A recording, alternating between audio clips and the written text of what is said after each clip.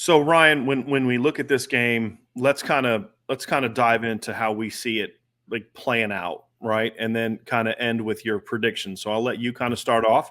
Yep.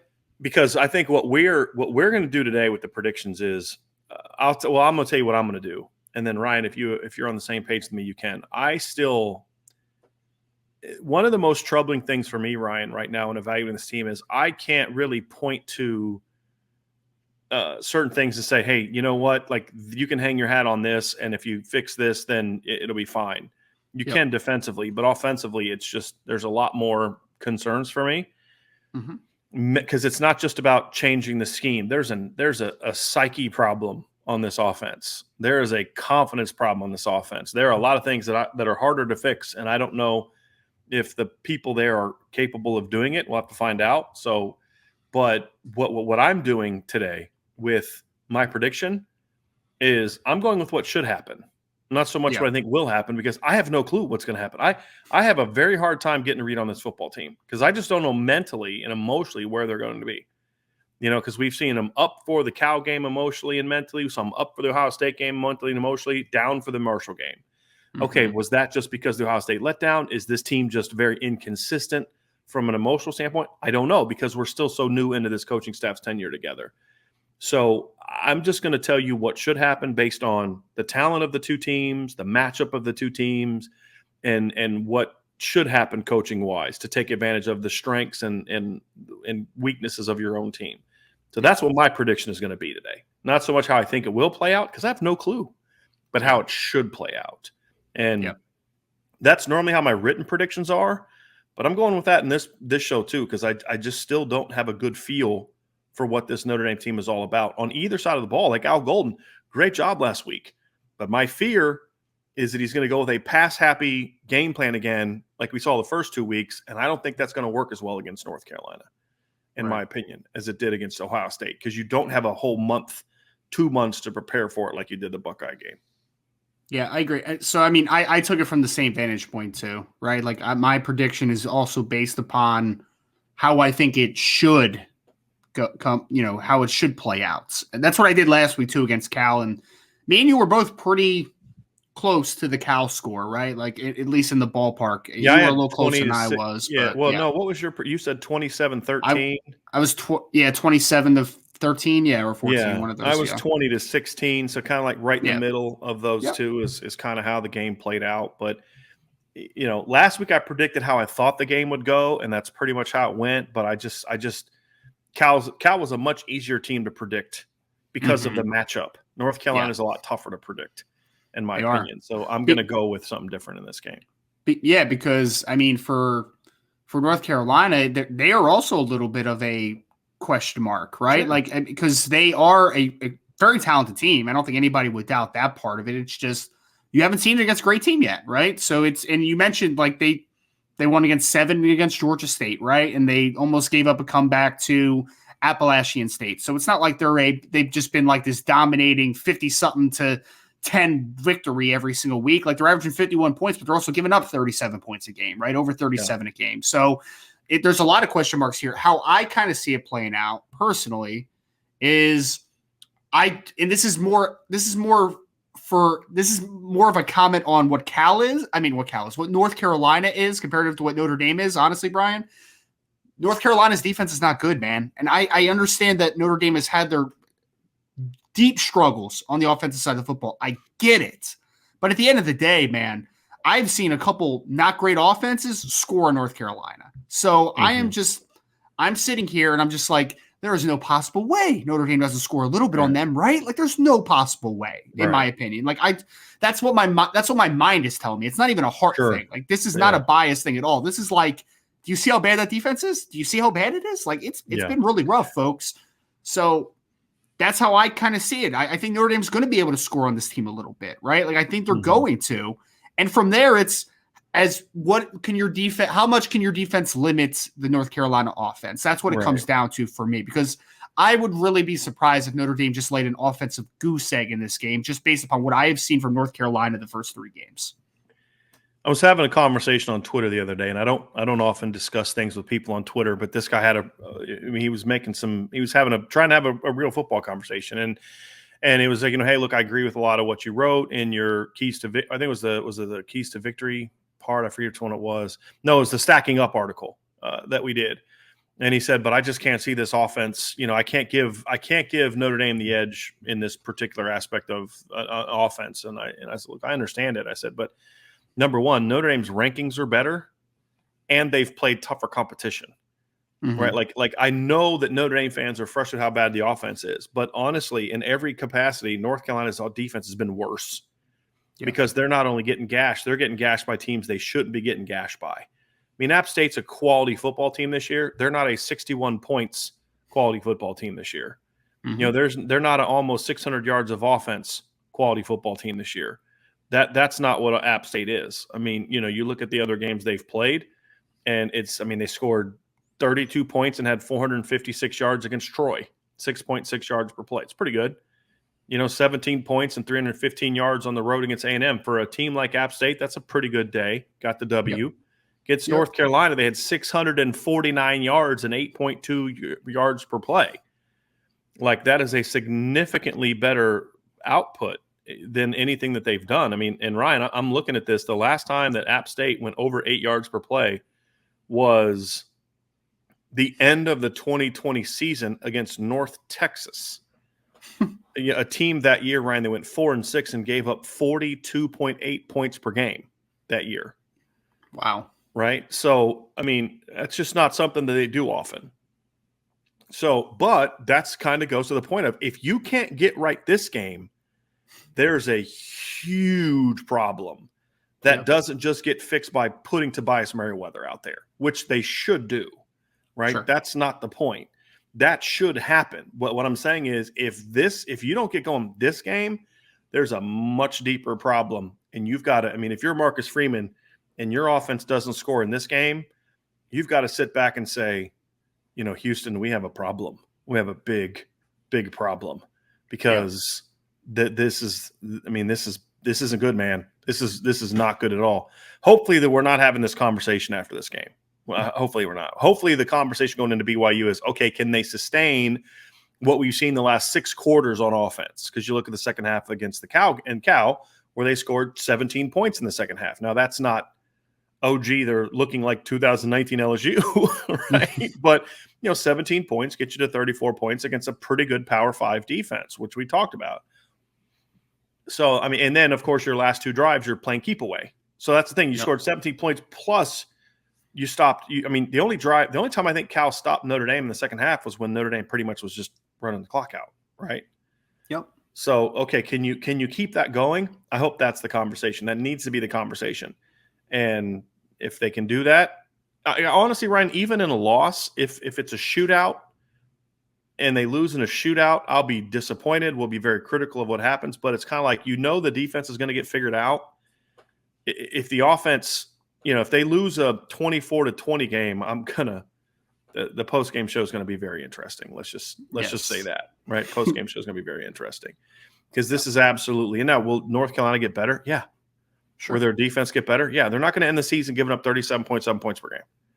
But you've got to make sure this isn't the week that they get right, and that's what we're going to see. So back to the conversation at hand. Let's get back to prediction time, Ryan, because we have made our predictions. You can find them at irishbreakdown.com, along with our predictions for Clemson and Wake Forest and Tennessee, Florida. We will have our A&M Arkansas game predictions coming up soon on the website. We'll also have our Ohio State, Wisconsin scores coming up soon. And this afternoon on the message board, we will put out our upset picks of the week. So I do think I have my upset pick, Ryan. I do think I have settled in on it. And I'm actually going with an unranked team over a ranked team at home. Ooh. So I'm going to have that. So we'll get into that at the end of the show too. So, Ryan, without further ado, let's kind of dive into this prediction time, Ryan. I want you to kind of tell me your prediction score and then how you see the game playing out. Yep. So I had it Notre Dame 34, North Carolina 28. So I kind of highlighted that already. Again, I understand that some people are rolling their eyes in the chat. I know they probably are, right? Because Notre Dame scoring 30-plus points a game. They're only averaging 18 points a game. I get it, folks. Like, trust me. I've had my fair share of pessimism over the last couple of weeks. Like, I 100% get it. But the point of the matter is, again, I think this is more about North Carolina than it does about Notre Dame. I think Notre Dame could have a very average to okay offensive day and potentially score 30 points, because I don't think North Carolina's defense is good at all. I just don't think it is, right? Yeah. So Notre Dame, I think, is going to get it right in the direction, right? Like, I don't think it's going to be beautiful at all times, but I do think that they're going to do enough to get into the 30s. And the defense, again, like North Carolina's offenses look stellar, but they haven't played a great defense up to this point. The best defense they played is App State, and App State's defense has, in my opinion, 2 quality players on it, if we're being completely honest with ourselves, right? So 28 points, I think, is still a solid number for them, because I think they're going to score some points. Like, you're not going to shut out this team. You're not going to win 34-10. They're going to be able to score a little bit with you. But I think that Notre Dame is going to have enough at the end of the day. So 34-28, Notre Dame goes into the bye week 2-2. So 34-28, defense does enough to get the job done. I kind of laugh at the people talking about not scoring 30. Like, okay, the worst Power 5 team in the country last year on offense was Vanderbilt, and they even got to 30 in a game last year. Like, they're going to score 30, guys. You know what I mean? Like, they're going to get to 30 at some point in time. So if you can't get to it in this game, then we have this is a team that Florida A&M scored 24 points on this team. Like, right? Like, so I know. Yeah. I saw someone in the chat, Brian, saying something about the quarterback. Like, I get it, man. I get the pessimism, but someone tell me what the name of the quarterback is for Florida A&M. I know his name. Do you know his name? Darren Granger from Georgia State. Is he a guy that you would want playing quarterback for Notre Dame? Can we be serious with ourselves a little bit? Can we be serious with ourselves? How about Chase Bryce? Last time he was in Power 5 with your 10 touchdowns and 15 interceptions. Is that what you want a quarterback? Like, can we stop people? Right. Like, honestly, can we stop? No, North Carolina's defense is just some bad. people just like being upset. And I get it. They've given people plenty of reason to be upset so far. But we'll see how they respond. Mm-hmm. Ryan, I went 31-24. I think we see, and so we're close. You and I are very close in margin of victory. I actually think the defense will make more stops in this game, but I see it being a 31-24 game is about the range I see it. I think that Notre Dame will. I think they're going to come out. Or they should. Again, this is more of what I think should happen. I think they will come out and play well early on offense. I think they'll run the ball effectively. I don't think they're ever going to have like this big this offense has arrived moment.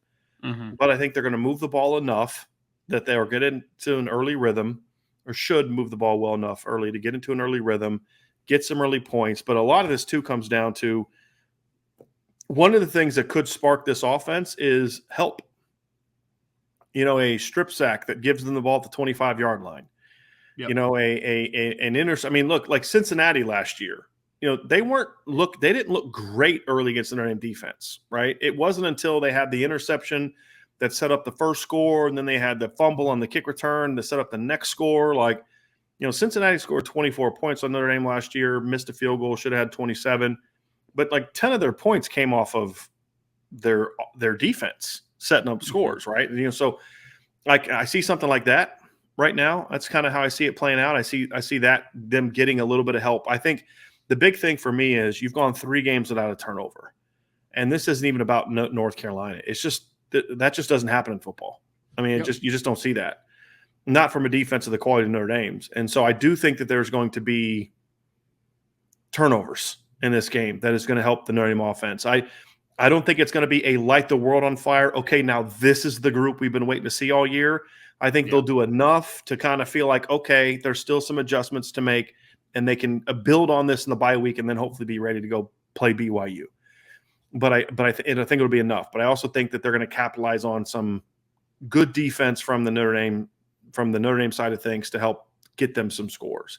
And I think they'll win 31-24. I think it'll be a game that, if I'm right on the turnovers, I think it's a game that Notre Dame has a lead and then Carolina charges back. Is kind of how I see it going. At least that's kind of how I hope it is. Because if it comes out to where, like, I don't know if this team is capable of doing what the 2020 team did, which is fall behind early. Like Notre Dame got the ball first, went negative, had negative yards, punted, Carolina scored. Then Notre Dame offense came right back and scored. And then Carolina went down and scored, and then Notre Dame, kind of came back and scored. And I don't know if this offense is capable of that early tit for tat. That's my biggest concern to this game. It's fallen too far behind because, I don't know if this team – I just think the confidence of this team then just starts to plummet, and then you see them start to press, And that's when Notre Dame makes mistakes. So I think the defense has to come out early. I think they will. I think the offense will come out and run the football and, hit a shot or two. I do think we're going to see them hit a shot or two early, at least take a shot or two early. I hope that we see that. And then that's how I see Notre Dame kind of rolling in this game. That's how I see it kind of going. So I hope that's how it goes. Yeah, it's a good point, though, Brian. I do think that Notre Dame needs to play from ahead in this game, right? Like, I think they need to kind of control the pace, because if you get into a game where North Carolina is just kind of opening things up in the second half and coming from behind, or you have to match 1-for-1 in each drive against them, then I don't think that plays into your favor. But if Notre Dame comes out and has a solid opening couple drives or a solid first half, and then they're kind of just pacing from ahead, I think that they defensively will have enough to kind of hold them down. But I think they have to play from in front a little bit. We'll see if they're capable of that, right? And we'll see how the defense handles that. That's something the defense, the defense did that against Ohio State for the most part. If the defense is able to kind of have the early success against North Carolina they did against Ohio State, hopefully better play for the defensive line. That's going to be a big key. But if they're able to do that, then you feel better about them being able to distance themselves a little bit. This is not a defense as good as Ohio State's. And Ohio State has a much better improved defense this year. I don't think they're quite as good as the way Notre Dame made them look, in my opinion. But it's definitely an improved defense. Jim Knowles is doing a good job. But the point I'm making is this is a much more vulnerable defense. Ohio State's defense last year was significantly better than the defense that North Carolina has right now. And so that's kind of where I'm at for this game. Right.